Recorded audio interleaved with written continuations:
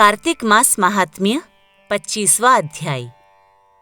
तीर्थ व्रत और दान आदि के करने से समस्त पाप नष्ट हो जाते हैं, मगर प्रेत योनि में रहने वाले को इसका अधिकार नहीं है।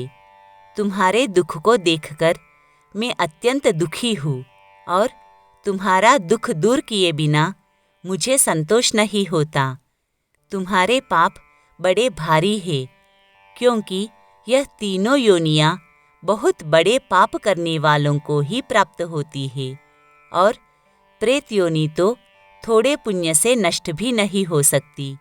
लेकिन मैं तुम्हें इस योनि से अवश्य छुड़ाऊंगा। इसलिए मैंने जो कार्तिक का व्रत किया है उसका आधा पुण्य तुम्हें देता हूँ, क्योंकि यज्ञ, दान, तीर्थ ये सब निश्चय ही कार्तिक के व्रत के पुण्य के समान नहीं है। देवर्षि नारद बोले कि हे राजन, इतना कहकर धर्मदत्त ने उसको ओम नमो भगवते वासुदेवाय यह द्वादशाक्षर मंत्र सुनाया और तुलसी का जल उसके ऊपर छिड़का। बस फिर क्या था, क्षण भर में वह प्रेत योनि से छूटकर प्रज्वलित शिखा के समान दिव्य रूप धारण कर लक्ष्मी के समान सुंदर हो गई। तब वह धर्मदत्त को दंडवत प्रणाम करके प्रसन्नता से गदगद होकर बोली, हे ब्राह्मण, आपके आशीर्वाद से मैं इस घोर नरक से छूट गई। मुझे पाप सागर में डूबती हुई के लिए आप नौका के समान हैं। नारद जी ने कहा कि हे राजन, अभी कलहा इस प्रकार कह ही रही थी कि वहां पर विष्णुगण एक देदीप्यमान विमान लेकर आए। विमान के द्वार पर अप्सराएं और गण बैठे हुए थे। धर्मदत्त ने उनको देखकर प्रणाम किया।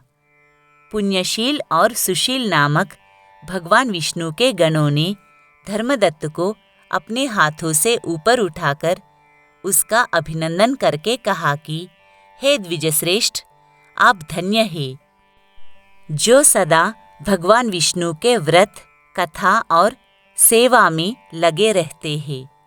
हे ब्राह्मण, आपने जो अपने बाल्यकाल में पवित्र और शुभ कार्तिक व्रत किया था, उसके आधे फल से कलहा के पूर्व जन्म के एकत्रित पाप नष्ट कर दिए हैं।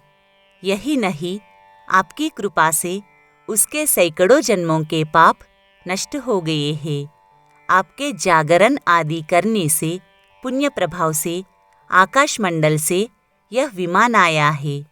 हे ब्राह्मण, अब हम इसे भांति भांति के भोगों से युक्त वैकुंठ में ले जा रहे हैं। आपके दान पुण्य के प्रभाव से यह भगवान विष्णु के पास रहेगी।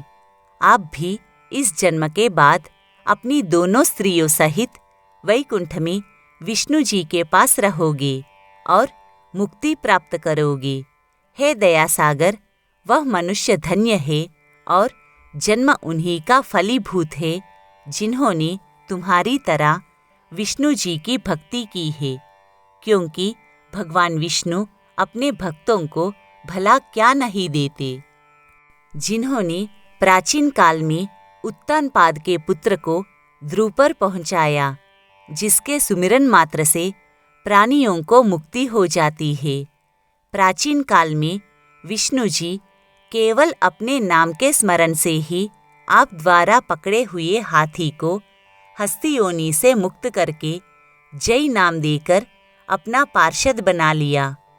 तुमने उसी विष्णु की सेवा की है, इसलिए तुम अपनी दोनों स्त्रियों सहित 1000 वर्ष तक भगवान विष्णु के पास निवास करोगे। जब तुम्हारा पुण्य क्षीण हो जाएगा, तब तुम सूर्यवंश में अपनी दोनों रानियों के साथ राजा दशरथ के नाम से प्रसिद्ध होंगे, तथा यह कलहा तुम्हारे आधे पुण्य की भागीदार होने के नाते तुम्हारी तीसरी भार्या होगी, और भगवान विष्णु पुत्र के रूप में तुम्हारे पास रहेंगे और देवताओं का कार्य करेंगे। भगवान विष्णु को प्रसन्न करने वाले तुम्हारे कार्तिक व्रत से अधिक महत्वपूर्ण यहाँ दान, तीर्थ आदि और कुछ भी नहीं है।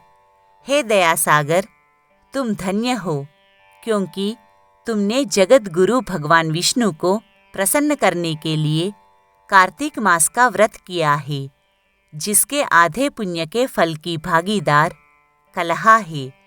इस समय हम इसे अपने साथ विष्णु लोक में ले जा रहे हैं।